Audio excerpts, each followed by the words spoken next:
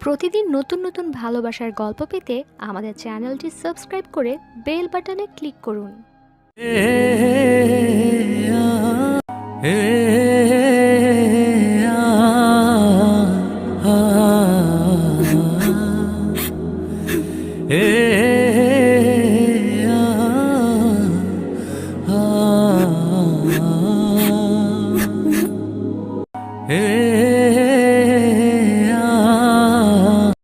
আপনি আমাকে ছোট লোক বললেন কেন? সামান্য একটা মধুর টাকা নিতে আসছেন তো বলবো না? আপনি কিন্তু লিমিট ক্রস করছেন মিস ইনশিরা। হ্যাঁ তো আপনি আমার সামনে দাঁড়িয়ে আছেন কেন? এমনিতেই পেট ব্যথায় আমি মরছি, উনি আসছে ওনার ভাষণ দিতে। আমি কি নেতা যে ভাষণ দিব? না, আপনি তাদের চামচা। এখন জানতো আমার ভালো লাগছে না। আমার বয়েই যাচ্ছে আপনার সাথে কথা বলার জন্য। মানবতার খাতিরে আসছিলাম জিজ্ঞেস করতে আপনার কি হয়েছে, কিন্তু না, ম্যাডাম তো আমাকে কত কিছু শুনিয়ে দিল। আপনি যাবেন? বুঝতে পারছেন না আমার কষ্ট হচ্ছে? আরফি চুপ হয়ে গেল। ইনসুকে দেখে সত্যিই মনে হচ্ছে তার খুব যন্ত্রণা হচ্ছে। হঠাৎ পেছন থেকে কেউ বলে উঠল, আপনি সাহিবা তাই না? তিনজনের পাশে ফিরে তাকালো। সাহিবা কিছুক্ষণ ভালো মতো তাকিয়ে থেকে বলে উঠল। ইব্রাহিম দ্রুত উঠে এসে বলল, জি, আপনি মনে রেখেছেন আমাকে? সাহিবা কিছুক্ষণ চুপ থাকলো। ইনসু ভ্রুকুসকে সাহিবাকে ধাক্কা দিয়ে বলল। উত্তর দাও না কেন?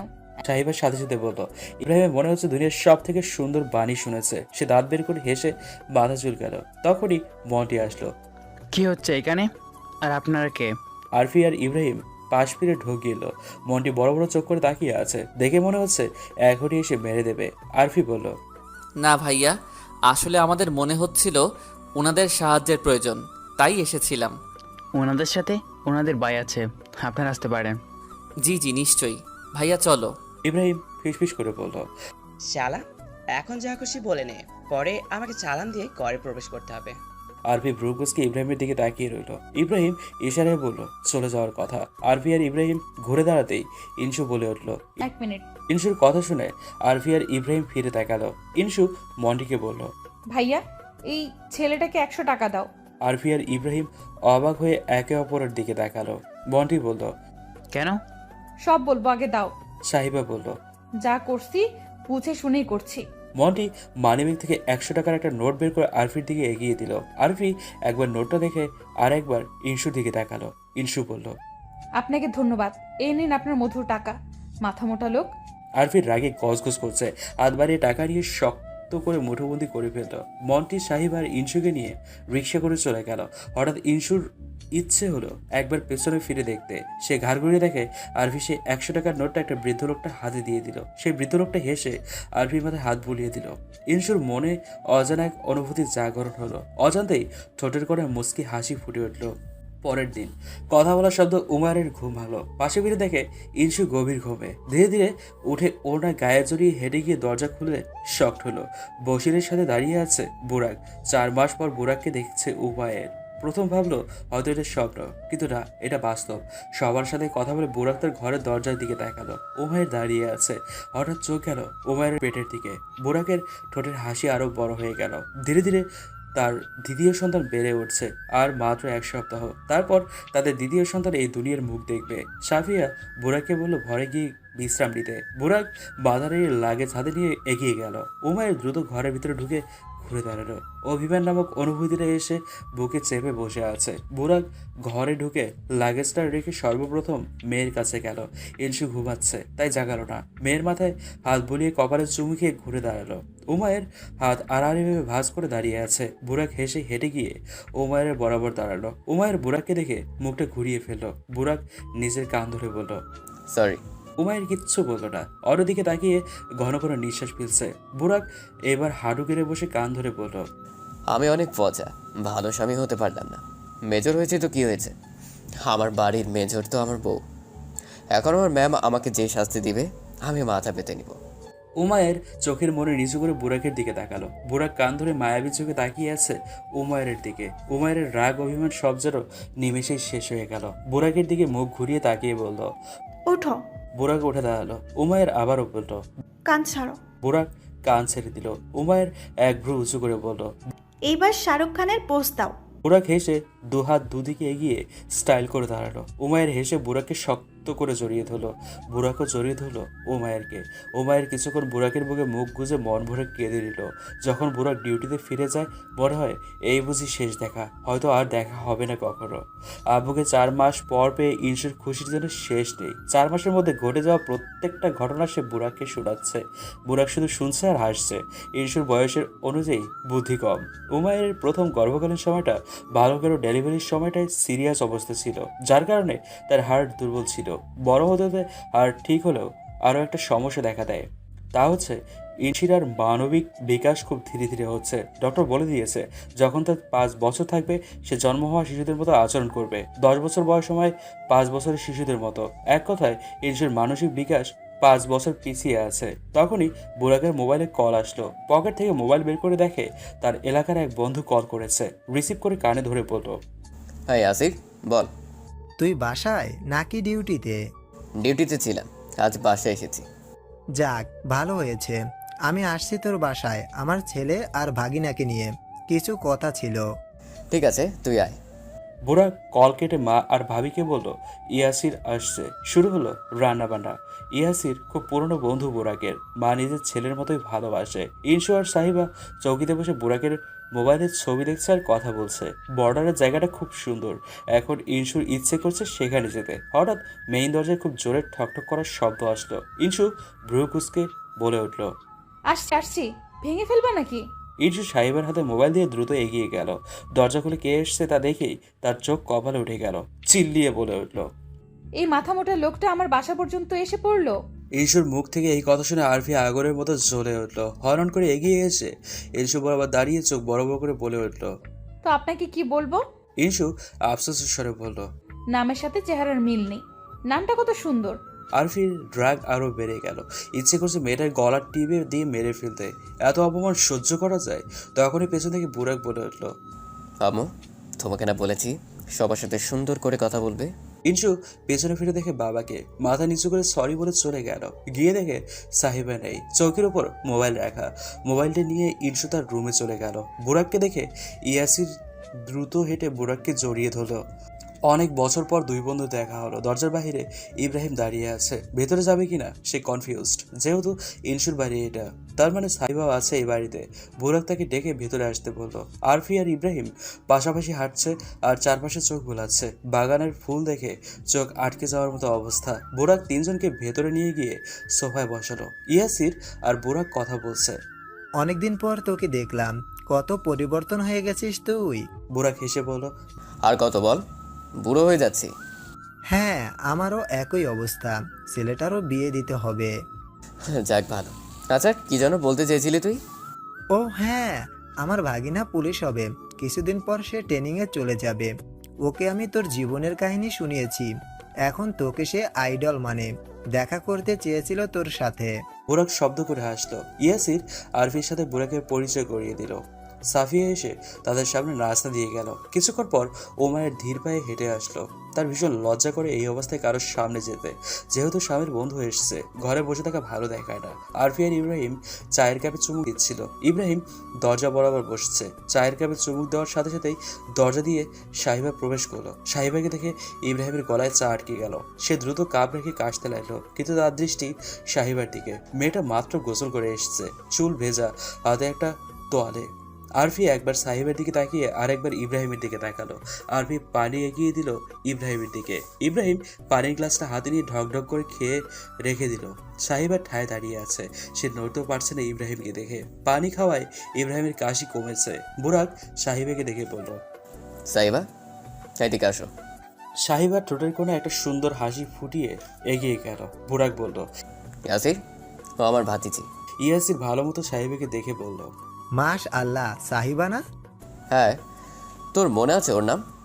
আরে হ্যাঁ, ওর আর মন্টির জন্য আমি সবসময় চকলেট নিয়ে আসতাম। সাহিবা মুচকি হেসে সালাম দিল। ইয়াসির হাত তুলে সাহিবের মাথায় হাত বুলিয়ে দোয়া করল। ইব্রাহিম তো খুশিতে আত্মহারা। আরফি ঝুঁকে ফিসফিস করে বলল, ভাই তুই কি ওই পুকুর পাড়ের মেয়েটার কথা ভুলে গিয়েছিস? কাল থেকে খেয়াল করছি এই মেয়েটাকে দেখার পর তুই পাগলের মতো ব্যবহার করছিস। ইব্রাহিম আরফির দিকে ছোট ছোট চোখে চোখ করে তাকিয়ে বলে উঠল, এই মেয়ে সেই মেয়ে, যার কথা তোকে বলেছি। আরফি অবাক হয়ে বলল। আগে বলিসনি কেন? তোকে না বলেছি মেয়েটার নাম সাইবা? আরফি কিছুক্ষণ ভেবে বলল। ও শিট, ভুলে গিয়েছিলাম। এখন থেকে ভাবি রাখবি কেমন? ইস, আসছে ভাবি। আগে দেখ তার ফ্যামিলি মানে কি না। মানবে মানবে। আর আগে এই মেয়েটাকে পটাতে হবে। তুই যতদিন আসিস আমার হেল্প করবি। ঠিক আছে। আরফি সোজা হয়ে বসলো। সাহিবা কিছুক্ষণ দাঁড়িয়ে কথা বলে চলে গেল। যাওয়ার আগে একবার ইব্রাহিমের দিকে তাকিয়ে মুচকি হাসলো। ইব্রাহিম সাবিয়ার হাসি দেখে ভীষণ লজ্জা পেয়েছে। সে মাথা নিচু করে হেসে দিয়েছে। সাহিবা যেতেই ইনসুর এন্ট্রি হলো। সে লাফাতে লাফাতে এগিয়ে আসলো। আরফি তাকে দেখে পা থেকে মাথা পর্যন্ত পর্যবেক্ষণ করলো। শর্ট প্যান্ট আর গেঞ্জি পরে আছে। আরফি তার কপালে হাত দিয়ে বসে রইল কিছুক্ষণ। বুরাক মেয়েকে দেখে লম্বা নিঃশ্বাস ফেলল। কি করার, মেয়ে তো এইভাবেই থাকে। উমায়ের রাগে গা জ্বলছে। কখন যে মেয়েটার বুদ্ধি হবে। বুরাক জোরপূর্বক হাসি দিয়ে বলল। ইয়াসির, ও আমার মেয়ে ইনসিরা। ইনসু হেসে বলল। হাই আঙ্কেল, আপনি আমাকে ইনসু ডাকতে পারেন। ইয়াসির হাসলো। উমায়ের জোরপূর্বক হাসি দিয়ে বলল। আম্মু সালাম দাও আঙ্কেলকে। ইনসু মাথা নাড়িয়ে সালাম দিল। ইনসু দ্রুত হেঁটে এসে আরফিকে ধাক্কা দিয়ে সরিয়ে বসে পড়ল। আরফি আর ইব্রাহিম অবাক।